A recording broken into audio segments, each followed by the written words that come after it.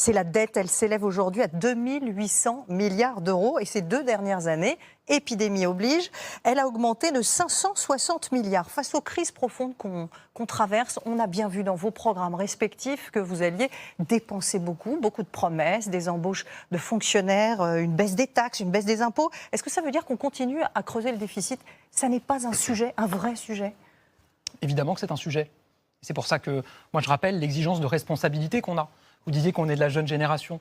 Ben oui, on est aussi d'une génération, on doit aussi agir pour notre génération et lui garantir qu'elle ne devra pas vivre avec une immense dette sur le dos pendant toute sa vie. Et donc oui, il faut être responsable dans les choix qu'on fait.